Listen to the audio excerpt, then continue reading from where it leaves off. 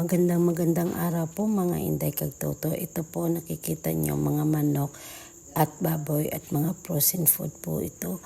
Kaya nabibili ko po ito dahil po minsan pag may pasok ang anak ko at darating pang pasukan ay nag-i-stack na po ako nito para po hindi po ako nahihirapan kung ano ipapaulam ko.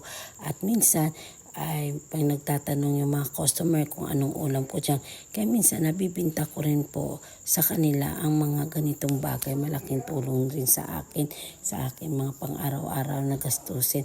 Kaya alam mo ba mga Inday kag Toto, minsan sa aking mga karanasan, marami ako nararanasan dito. Kasi po sa pagtitinda ko ito ay magka-4 na taon na rin po ako nakasimula nung nagbukas po ako ng tindahan dito. At alam nyo ba mga Inday kag Toto, marami ako nararanasan mga bad at good dito.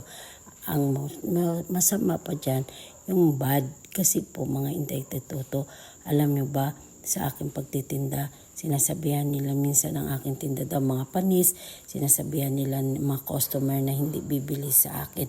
Alam nyo, kahit anong bait ng tao, minsan pag tinatapakan na, natututo talagang lumaban. Kaya minsan, nasabi ko sa sarili ko, hindi dapat pwede tayo magpaapi, hindi tayo dapat mapaapak-apak. Sa sobrang marami na akong pasensya at pagpapahinuhod, pero ganun pa rin ang ginagawa nila. Kung sa bagay bilang tao ay makakaranas ka talaga ng pananakit ng mga salitang ganung bagay. Kaya kasi nagsisiraan sila sa negosyo, pero ako nagtitiwala lang ako sa Diyos na pagpapalain ako ng Panginoon. Kaya kung naiinggit po kayo at gusto nyo po magsunod ng paninda ko, sundin nyo lang po. Huwag na nyo pong sabihin sa mga customer na huwag na bibili sa akin. Dahil mismo ang customer, yun na nagsasabi sa akin at nagsusumbong.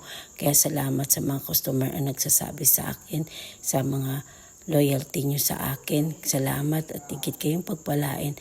At ako, ihayaw ko na po ng gulo, pero pag ginugulo niyo po ako, natututo din akong lumaban kasi hindi tama ang ginagawa nila.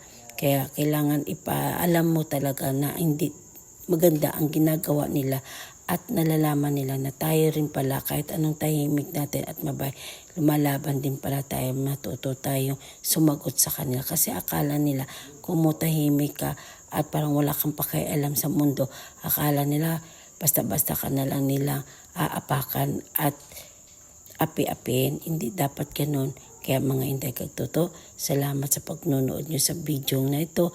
Kung nagugustuhan nyo po, i-like, i-share at mag-comment kung hanggang saan po naaabot ang aking video na to.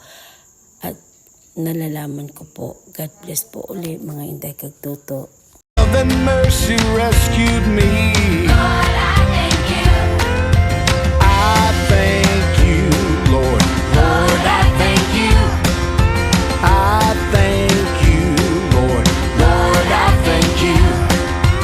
Every time I think of you, I get a thankful attitude.